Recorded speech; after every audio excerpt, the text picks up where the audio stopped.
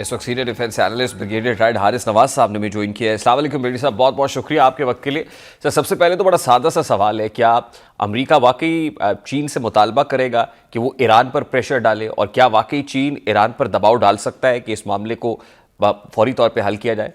बात यह है कि ईरान जो है ना, वो चाइना का बहुत स्ट्रॉन्ग एलाई है। उनकी उससे बहुत कमर्शियल एक्टिविटी है, इकोनॉमिक एक्टिविटी है, एनर्जी एक्टिविटी रिलेशनशिप है। $400 बिलियन का पहले ही वो उनसे उसका बहुत मुआहदा हुआ। वो थ्रू सैंक्शन ईरान से रिबेट के ऊपर वो ऑयल बहुत ज़्यादा लेता है, वो इन्हिसार भी करता है, और जिसकी वजह से Iran China will never like कि ईरान कमज़ोर पड़ जाए। जो ईरान ने अपनी स्ट्रेंथ दिखाई है उस पर जाहिर है कि उस पर चाइना का बहुत हाथ है, बहुत सपोर्ट है। नॉट कि वो मिलिटरी जाके खड़े हो गए ना, बट टेक्निकल सपोर्ट उन्होंने बहुत दिया। अब बात ये है कि आपने ये देखना है कि इस खित्ते में उसके साथ चाइना के इंटरेस्ट मिडल ईस्ट के भी स्ट्रेट ऑफ हॉर्मूज भी बंद हुआ है। ईरान का ब्लॉक ये आपने ब्लॉकेट भी लगाया हुआ है। वेनेजुएला का 90% और 80% ऑयल था वो चाइना लेता, आपने वहां भी उनको वहां जाकर कब्जा कर लिया, वो खत्म कर दिया। लेकिन चाइना इस तरह प्रेसिडेंट ट्रम्प की तरफ वोकल नहीं है। They don't speak out, they mean business. वो अपना काम करते हैं, काम टिका के करते हैं, और देन दे कीप इकोनॉमिक तरक्की करते रहते हैं। ये उनका दे लड़ाई झगड़े में नहीं पड़ते। They believe economically strong every day, every night, every 1 year. Every year they want to be keep showing economic prosperity. When economically strong, then you dictate your terms. और यही वो हांगकांग उनको मिल गया विदाउट एनी एफर्ट। और अभी आज उन्होंने बड़ी क्लियर बात की है कि ताइवान के लिए वी कैन हैव क्लैश जहां तक उनकी बात है।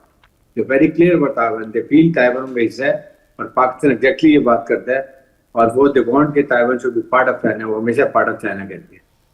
इस इंटरेस्ट को देखते हुए ईरान चाइना उतना ही प्रेशर डालेगा जो जितनी जरूरत होगी। They will not come under pressure America के। जी अमेरिका कह रहा था जी अभी उनको कहें कि आप न्यूक्लियर के जो 460 यूरेनियम है वो भी शिफ्ट कर दें, आप 0% यूरेनियम पर आ जाएं, ये मिसाइल कैपेबिलिटी खत्म कर दें, स्टार्ट फॉर मेज को खोल दें, and where is Iran gone. That means कि इजराइल जो चाहता है वो तो ऑब्जेक्ट हो गया।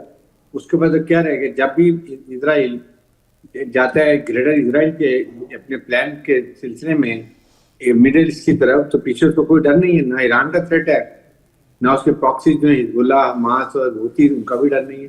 That is what is exactly want. इसलिए ईरान, अमेरिका, चाइना में लाइक ईरान अपना थ्रेट रखे लिमिटेड लेवल के ऊपर। यस, यूनियन के वो कह सकते हैं हमारे पास भेज दो, हम उसको रखते हैं। बिल्कुल बेशक, there is definitely reason behind it कि चाइना के अपने स्टेक्स टू समहाउ और द अदर बहुत हाई है, और जाहिर है दे वुड नेवर विश के यूएस की जो डोमिनेंस है वो हो।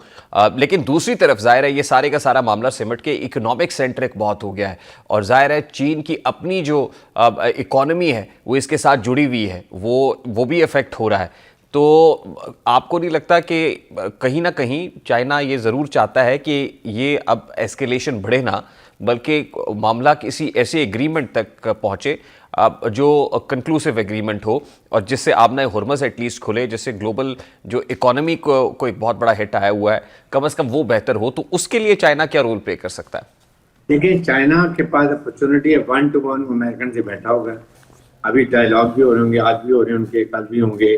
चाइना विल डेफिनेटली लव के सीज फायर हो जाए, परमानेंट सीज फायर हो जाए, ईरान का ब्लॉकेट खत्म हो जाए, स्ट्रेट ऑफ हॉर्मूज ओपन हो जाए। दिस इज द प्रायोरिटी 1, ताकि जो ईरान से ऑयल का फ्लो है चाइना को वो भी जाता रहे, जो मिडल ईस्ट से ऑयल का फ्लो स्ट्रेट ऑफ हॉर्मूज से वो भी उसको जाता रहे। अगर एक रास्ता वेनेजुएला का बंद हो तो कम से कम ये तो खुलने चाहिए। इसके लिए वो अमेरिकन को भी ब्रीफ करेगा कि वो प्रेशर डालें ईरान पे जो वो सस्टेन कर सके। और वो प्रेशर ठीक है, 460 किलोग्राम एनरिच्ड यूरेनियम जो है वो आप बिल्कुल चाइना में शिफ्ट कर दें, दैट फाइन। लेकिन अगर आप ये कहेंगे कि आप 3.5% जो पीसफुल पर्पस यूरेनियम को अरेंजमेंट करना होता है, जो आपको अपने एटमी रिएक्टर के लिए, पीसफुल पर्पस के लिए, मेडिकल के लिए, एनर्जी के लिए, एग्रीकल्चर के लिए चलाने, वो तो दुनिया में राइट है। हाँ, अंदर आइए ये कि इंस्पेक्शन के अंदर करें, बिल्कुल ठीक है।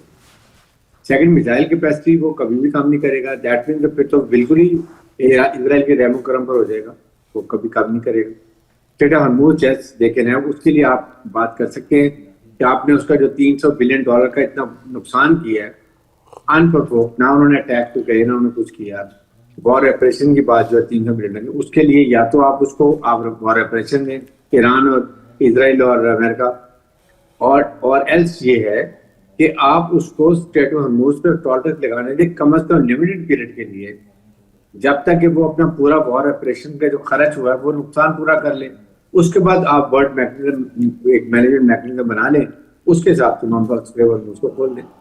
लेकिन अगर ये कहें कि आपकी चाइना ईरान को डिफीट हो गई और हम अपनी मर्जी की करेंगे, इस पे नहीं हो सकता। ये ईरान ने बड़ी क्लियर बता भी दी। इस लिहाज से एक चाइना, यस, अमेरिका के लिए चाइना में अच्छे आने के बाद भी एक ऑप्शन यही है। उसके बाद देखिए मैंने सीजफायर करवा दिया परमानेंट, और मैंने हमेशा के लिए ईरान की न्यूक्लियर कैपेसिटी खत्म कर दी। यस, ये वो अपने वॉर से एक लेसन लेके, एक फेदर लेके अपने कैप में जा सकता है अपने पब्लिक के बाद। देखे मैंने लड़ाई हमेशा के लिए ईरान का न्यूक्लियर थ्रेट खत्म कर दी है, और आज अमेरिका और इसराइल और यूरोप महफूज है। ये वो इलेक्शन कैंपेन में जाके बता सकता है, सेनेट में, उसके बाद कांग्रेस में, अपने इलेक्शन जो होने दी मिड टर्म नवंबर में, उनके लिए वो उसके फायदा उठा सकता है।